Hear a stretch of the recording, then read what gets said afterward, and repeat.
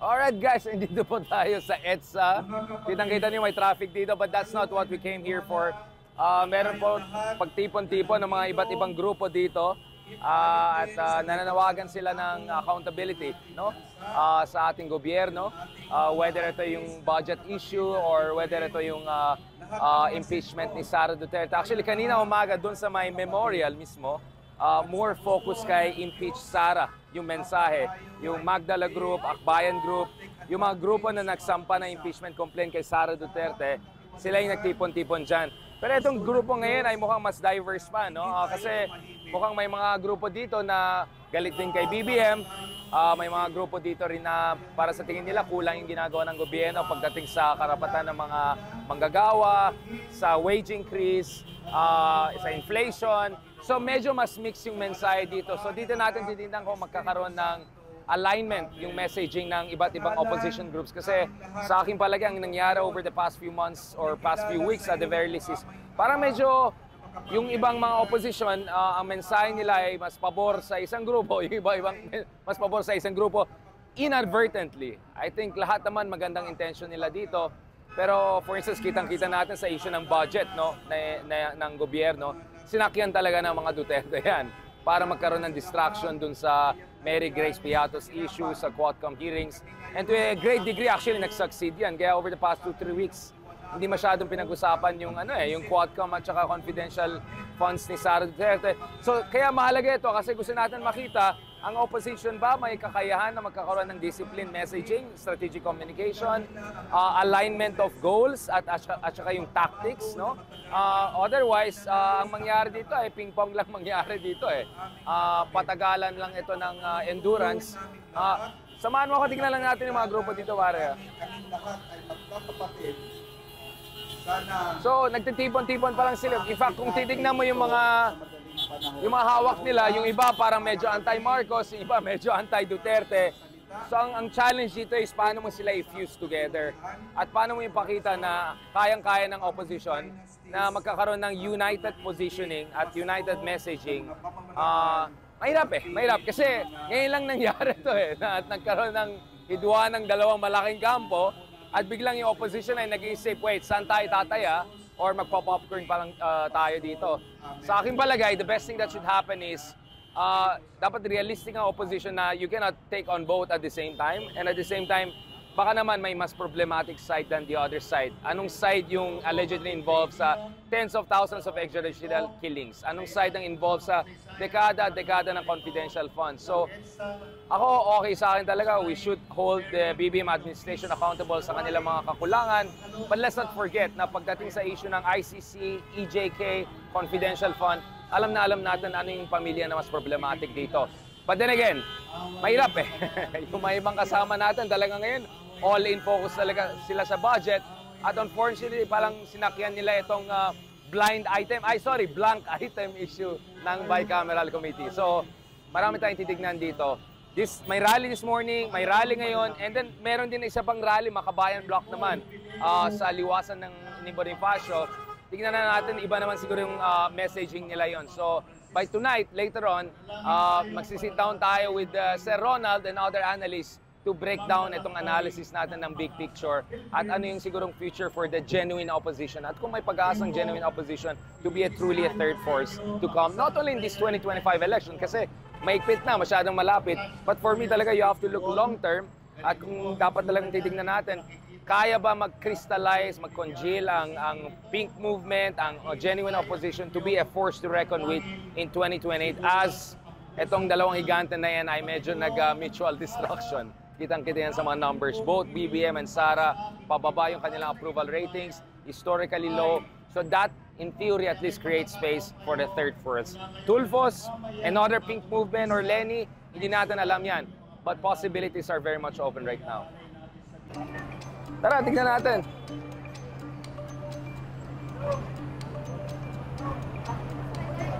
So kita mo dyan, Akbayan Party. So ito yung mga kasama kanina sa impeach Sara. Siyempre focus sila kasi sila yung una nag-file ng impeachment complaint kay Sara Duterte. And nandito, makikita natin, ibang grupo naman, di ba? Hindi natin ma-play, so susubukan na lang po natin mamaya. BMP naman dito, syempre mas focus ng mga ito, So salamat po yung sa mga interest ng mga leaders, manggagawa, yung mga right? nagsalita.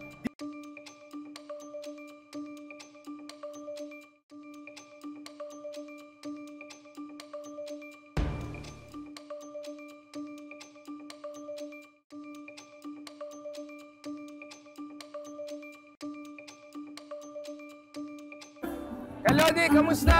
Ayos lang. Long time no see. Supportahan mo ako ha. Oo. At imbitahan mo na rin ako sa programa. Oo, talagang kailangan talaga magsisimula ng elections. No, Kalodi, kamusta? How are things Okay been? lang naman, okay lang naman. Pero siyempre, bigat ang laban dahil mga pera-pera ngayon eh. Grabe. Nagwawala ng bilyong piso para sa pangkampanya. Hindi pa nagsisimula. Bilyon-bilyon na ginagastos sa mga kalaban. Yeah. $1 billion na. So, ang tanong ko lang kasi dito, Kaliotis, paano dapat pumuposisyon ng tunay na oposisyon? Dahil kitang-kita natin, sinasakyan din ng mga Duterte yung yung lehitimong kritisismo eh. So, anong diskarte dapat dyan? Ma-identify mo ang tunay na oposisyon kapag siya'y tumitindig laban kay Duterte at laban kay Marcos. Right. So, mga programa nila, patakaran. Yun ang tunay na oposisyon. Itong Duterte, maaksyong traditional na oposisyon. Yeah. Dahil wala sa Malacanang. Yeah. Yun. Pero ang totoong oposisyon ay yung nagre-represent sa interes ng masang Pilipino. Itong dalawa, nagre-represent ito sa interes ng mga oligarch at ng mga political dynasties. Pero, problema kasi dito is, kaya bang sabayan na labanan yung dalawa in a sense that malakas pareho eh. Pero at the same time, nag-mutual destruction sila. So, may historic opportunity ang opposition dito. Yeah. Ang gandang pagkakataon to. Sabi ko nga, si Lenny sana nagpunta sa Braga, pumesto sa National. But you never know. Magandang opportunity ito na nagbabangayan yung dalawa. Ang maganda, baka pumutok, no?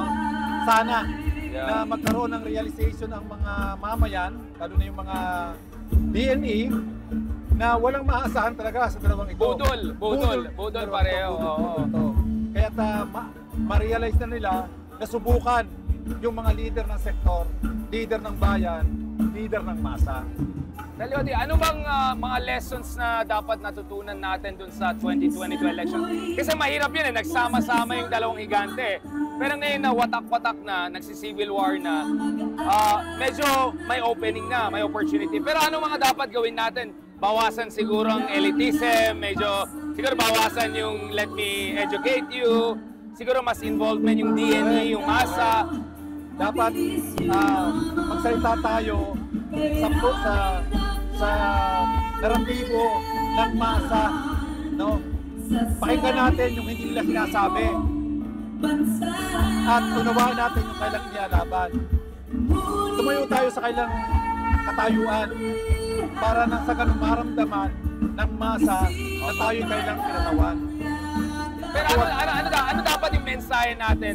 Hindi naman pwede purong anti-corruption lang, di ba? May got issue, inflation, ano ba yung mga issues na kailangan? Lumalim na, alam mo, lumalim na yung problema ng masa eh.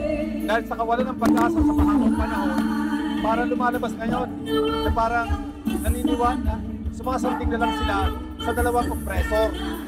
Na parang wala na silang pag-asa, ang kailangan lang nila ay manatiling buhay.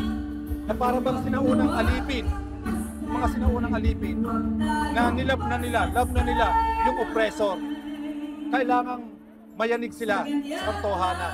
Itong lahat ng ito ay budol-budol. May pag-asa pa.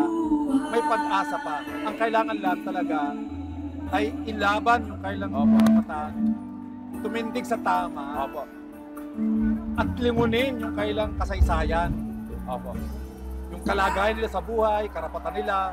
At pakinggan, no? Listening tour. Mas kailangan natin, hindi voter education, listening tour ang kailangan. Makinig dapat tayo, di ba? At yung mga galit at ayaw kay Duterte, kay Marcos, dapat na talagang pag-usapan saan magkakaisa.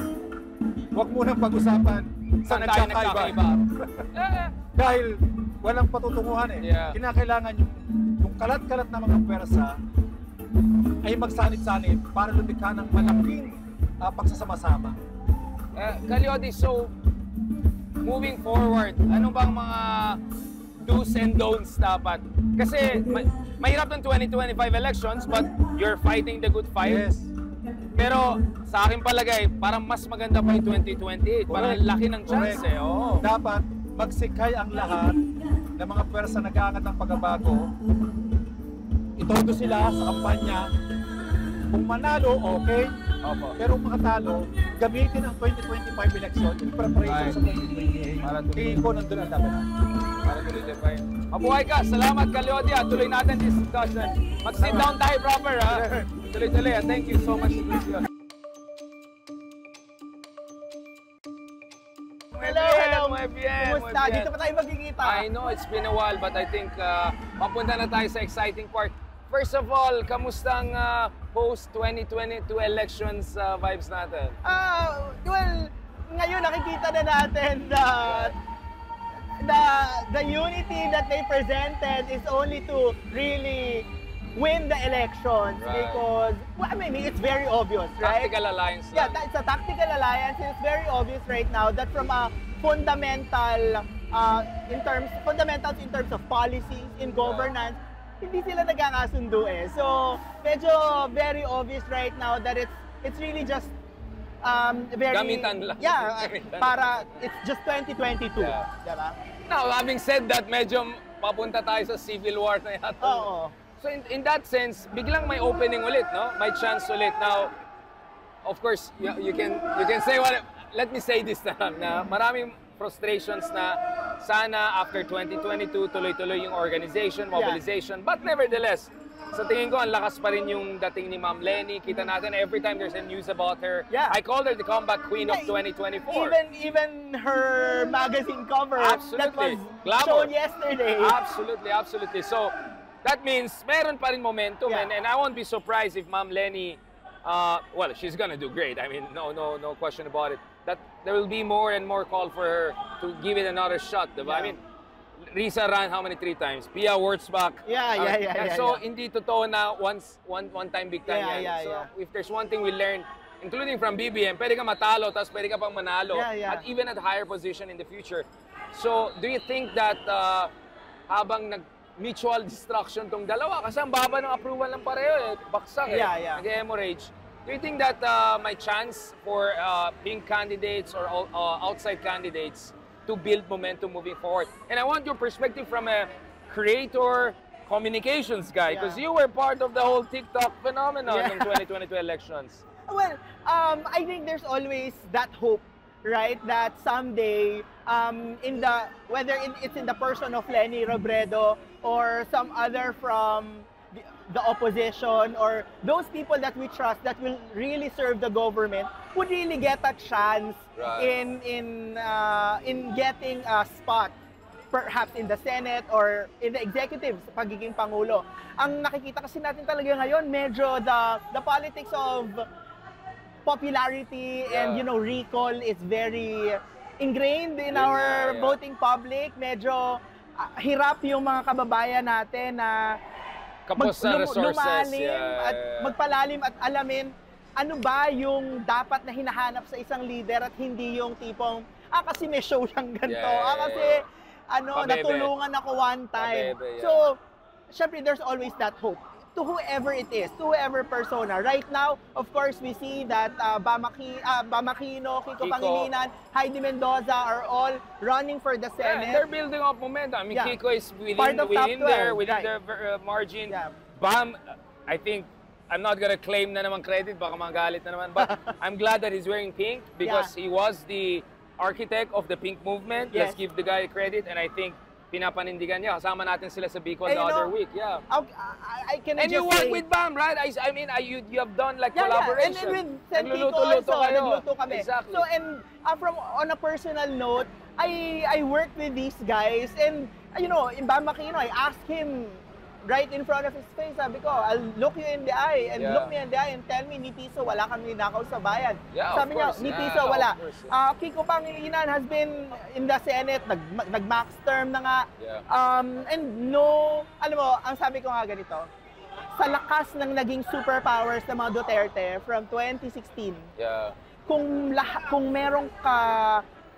may korupsyon na ginawa, si Pinoy, si Bam, si Kiko, Kakalkalin na nila ilabas yan. na nila, The same just with De Lima. Wala silang Right. talagang mahanap eh. Yeah. to decimate them. But Yeah. wala naman eh. Wala So, talaga eh.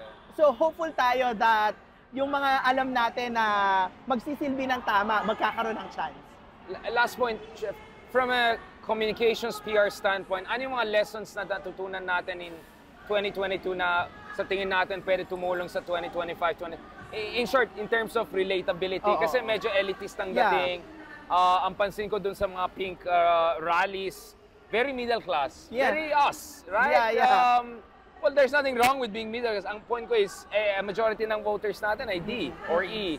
So, kanina, usap natin si Calyodi, he was saying sana medyo mas malawakan, mas Oo. inclusive. Ano ba yung mga mensahe? Ano ba yung mga lessons learned? Whatever. Tsaka yung hindi tayo magpakamatay.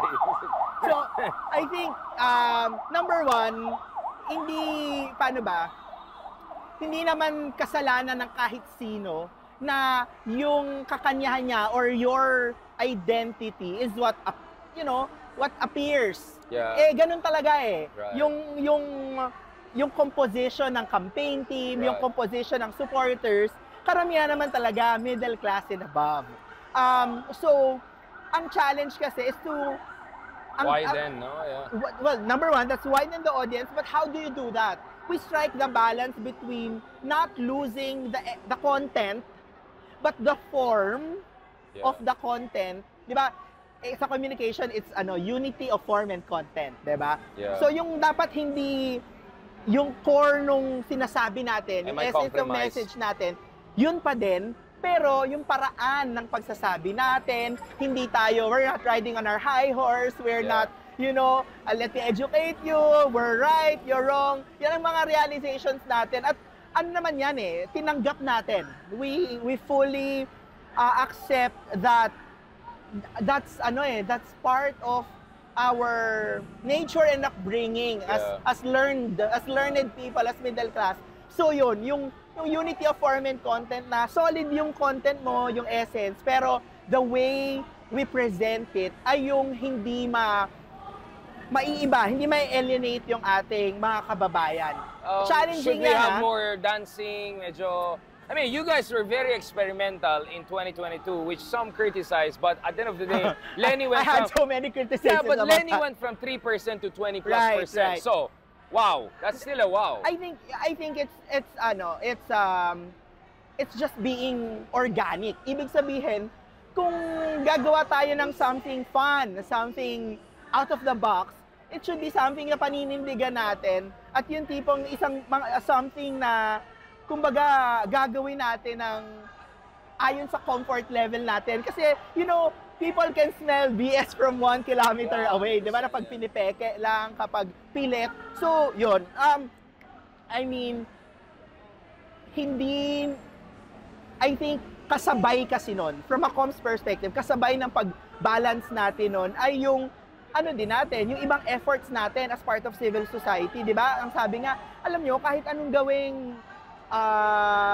electoral or yung tawag doon, yung empowerment ng mga bumoboto, hanggat hindi natin nasusolusyonan yung gutom, hindi naman boboto siya ng tama. Kasi, di ba, tawag doon, politiko A, politiko B. Si politiko A, ang sabi niya, dadaling ko sa'yo, magandang sistema in 5 years. Politiko B, alam pa ka ng sistema, 5 kilong bigas, 2 corn beef, Also, vote sa tao buying is a nagugutom, serious issue. siya yung boboto. But my point is, nanalo pa rin si Lenny in 2016, nanalo pa rin si Pinoy in 2010, malinis na mga kandidato to. So it shows that it's still doable. It's possible. If you build coalition, Yeah. do the right thing. Of course, may realpolitik, pragmatic coalition building din. I think, magandang tingnan din the subjective reality Hindi ba? Na, that time, panahon ni Pinoy, pagod yung mga tao kay GMA. They wanted someone who's yung mga ngako ng mas maayos na pamumuno, ganyan. Lenny won but a very small margin against BBM in 2016. Pero nakita natin how she performed in the OVP. Pwede pa rin yan. I really think talaga ano pa rin tayo, merong PTSD pa rin tayo pagdating sa paglaganap ng ng fake news tsaka ng disinformation. But you know, it's been a few years and I hope I think naka-recover. we're recovering. We're all on Exactly, our way yeah. to recovery because nakita natin the impacts of trolls, the impact of yung mga pag-atake, dinidedma na ng mga tao. Medyo nag-diminish na. Yeah. Last point, is there something, are you feeling more hopeful moving forward, not only 2025 but 2028?